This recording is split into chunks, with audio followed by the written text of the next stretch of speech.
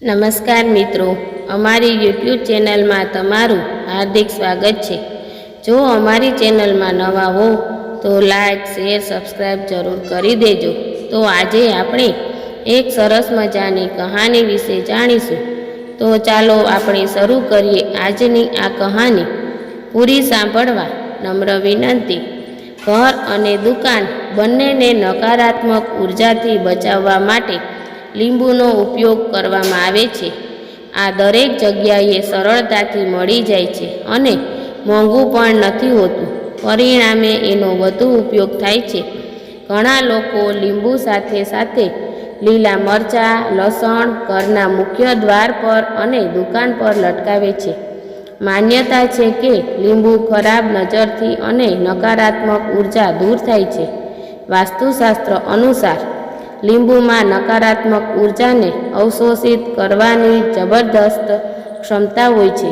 લીંબુને એક કાચના ગ્લાસમાં પાણી સાથે રાખીને ઘરની નેગેટિવ એનર્જી પણ ખતમ થઈ જાય છે।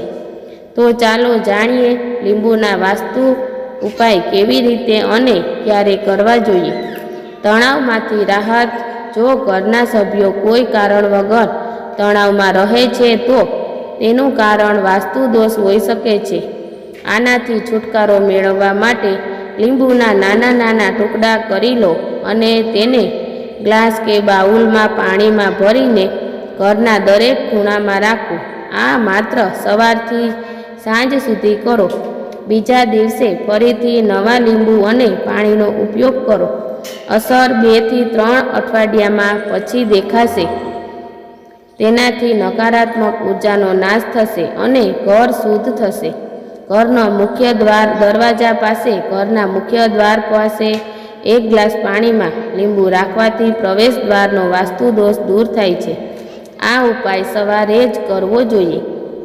પોતું કરવું। એક ગ્લાસ પાણીમાં અડધું લીંબુ નીચોવીને તે પાણીથી ઘરના નકારાત્મક ઉર્જાવાળા વિસ્તારો જેમ કે ટોયલેટ, બાથરૂમ અને ડાર્ક કોર્નર્સને લૂછી નાખો અને પછી તે પાણીને ઘરની બહાર ફેંકી દો।